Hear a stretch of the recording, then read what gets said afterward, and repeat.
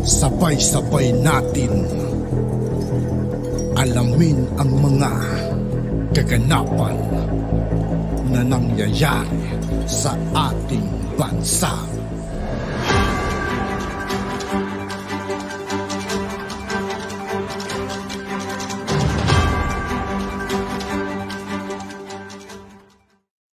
Yo, what's up mga kaibigan? This is I2K po again. Ngayon nandito naman ulit tayo sa channel ni Banat Kapanig TV. Dito naman ulit tayo magbibigay ng komento at reaksyon. Kaya samahan nyo guys. Let's go! Ayaw po ng siklista na pumirma kasi ayon sa kanya, wala naman siyang kasalanan na ginawa. Gusto pang kunin yung buong pera na nandoon sa wallet niya, 800 pesos. Pero nakiusap na lamang siya na nagmakaawa siya kasi nga gutom na siya, nanginginig siya sa takot, nanginginig siya sa gutom. Dagdag ni Fortune, maging ang uploader ng video ay tinakot din di umano nakakasuhan kung hindi tatanggalin ng video. Sa ngayon, inalis na ng uploader ang video. Grabe naman, anong kasalanan nun eh? Siyang may kasalanan dyan mga kaibigan. Buti nga may mga video pang na-upload na mga ganyan kasi para kahit paano nalalaman nila kung ano yung mga ginagawa nilang mga kalokohan video sa kanyang social media account. Bagamat ayaw na raw magsampa ng kaso ng biktima, si Fortuna daw mismo ang maghahain ng reklamong administratibo sa iba't ibang ahensya laban kay Gonzales. Pero hindi pa raw huli ang lahat kung sakaling magbagong isip ng biktima at magdesisyong magsampa ng kasong kriminal. Yung crimes po na nakikita ko is attempted homicide, grave threats, and slander by deed. Meron po kasing nag-trending kahapon itong nakaraang weekend na isang siklista at saka isang mamang nagalit at binunot at kinasa kuno. Mga ganun. No? Kinasa ang kanyang baril. Naku po, patay tayo dyan.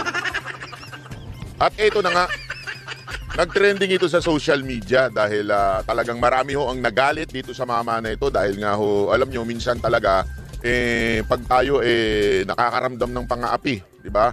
Sa mga mayayabang, medyo nagagalit talaga ho tayong mga mamamayan. Para kung nagalit ho itong mga netizens pagdating ho dito sa mama na ito dahil nga may pagkasang naganap.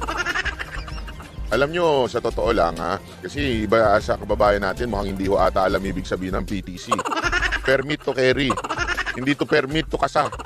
Kasi akala siguro nila PTC. Yung kay kasa.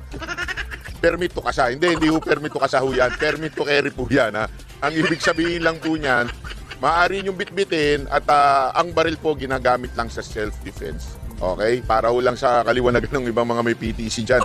Self-defense po ang baril. Hindi ho yan pananakot o... Pero maling-mali mga kaibigan yung pagbunot niya ng baril, pagkasa niya. Although sabihin natin hindi niya tinutok pero kinasa niya kasi mga kaibigan eh. Tapos nasabewang niya yung baril. Parang dinukot niya lang kasi. Kaya yun, bawal yun mga kaibigan. May kaso yan. Pero balita ko, tinanggalan na raw siya ng lisensya mga kaibigan sa baril. At pinagkukumpiska lahat yung mga baril niya mga kaibigan. 4 na baril ata. Kaya paninindak at higit sa lahat pagmamayabang. So, para ho lang klaro, nagalit po ang mamamayan. Ano ba yung tinutukoy natin? Pakita na lang natin yung picture kasi dinaw na ho yung video. Ayan, ayan. Galit na galit siya. Alam mo, sa totoo lang, sir, kung ako sa inyo, dinaan nyo na lang sa mukha. Mukha nyo pala siya, natakot na sigurado ako yung sa siklista, hindi nyo na kailangan kasahan. Hindi, sa totoo lang, Pag ako, nakasalubong ko to si sir. Sir, hindi naman. Nagpabike lang. Hindi nakakatakot ang ano ni sir. At saka, isipin mo, may pin pa yan. Malupit yung pin na yan. Yan na nagdala dyan, yung pin na yan Actually, yung pin na yan, marami tuloy nagtatanong kung siya ho ba ay government official o hindi, di ba? Kasi yung mga pin na ganyan, mga pang-official yan Lalo na yung mga bagong appointed. Mali. Sensya na. Di ba totoo naman Kaya nga, anyway, nagalit ang netizen at nireport to at ayan na nga, nireport to siya sa pulisya at kahit to ang Quezon City LGU ay nagbigay ho ng pagkukundina dito sa nangyari na ito. At kahapon, nag-press con siya.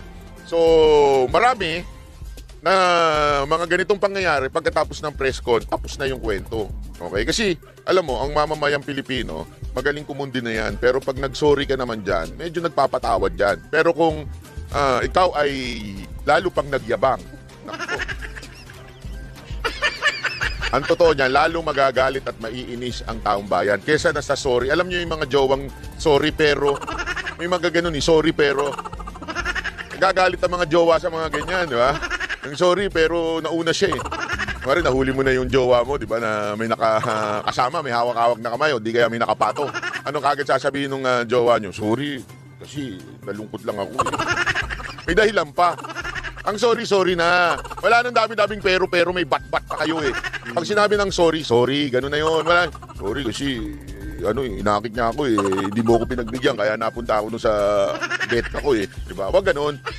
Dapat, pag sinabi mong sorry, wala nang bat-bat. Diba? Sorry, wala nang pero. Sorry na lang.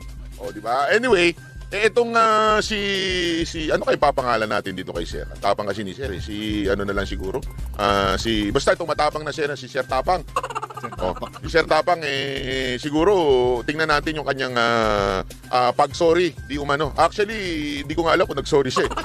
Parang iba kasi yung yung dating nung presko niya para sa ibang mga tao. Tingnan natin, panoorin natin. Sige yan. Ayan. Ako po, dati at sa ngayon, wala akong pinalaman sa publiko. Sa publikong ito. Sa isang po kayo. So, tinanong siya, kung ano ba, kayo ba government official, ano ba trabaho ninyo? Dati po ba kayong nasa gobyerno? Ito po ang sagot niya. Ang sagot niya ay, Trabaho ko po, dati at sa ngayon, wala akong pinalaman sa publiko. ang trabaho ko po, ay wala akong kinalaman sa kaso na to. Okay. Sir, ba't nawala yung pin? Hindi, yung kagad ang una ko napansin, sabi ko, ba't nawala yung pin? Hindi, sana ang ginawa niya, nagsuot na lang siya ng iba, kasi pareho yung itsura di ba? Tapos biglang nawala yung pin. Sana nagsuot na lang kay Sir ng mga pang-golf, yung mga ganon. Dali.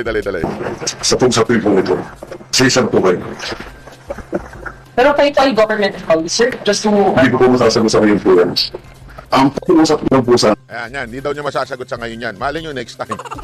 May next time pa kaya yan? Harap pa kaya si Sir sa media? Kasi parang medyo na-irritan siya dun sa media, paulit-ulit yung tanong. Di inulit pa eh. Gusto namang media talaga. Tinanong kasi siya, basta walang kinalaman dun sa trabaho ko, tapos inulit siya, government official po ba kayo? Ulit-ulit? Kaya medyo siguro, sabi niya, walang kinalaman to ha. Oo. Tapos ito na yung malupit, nasagot niya. kasi masyadong po tayo sa social media ngayon. Masyadong binabatikos daw sa social media, masyadong sa madaling salita ginajudge. Kung hindi ka ba naman, ewan ko ba sa taong to, gagawa-gawa ng kalokohan pag nabidyuhan. Ngayon magrereklamo sila. Sisisihin nila yung nag-upload, mga kaibigan. Kaya sila din naman may kasalanan yan eh. Sa social media. Naku po, ayan tayo eh. Magagawa-gawa tayo ng hindi maganda. Tapos pag nabira tayo at nabanatan tayo sa social media, gagalit kayo sa social media. Sino ba yung social media na yan? Hindi, alam mo, pasensya na sa mga may balak gumawa ng masama at may balak gumawa ng hindi maganda sa publiko, wag nyong iisipin na walang camera. Alam nyo ngayon, lahat may camera na. Okay, lahat. At yun nga po mga kaibigan, dito po nagtatapos ng ating reaction video. Muli, ako po si I2K ng Sundalo ng Dunggalo at 811. Maraming salamat sa patuloy na pagsuporta. Yeah, peace out.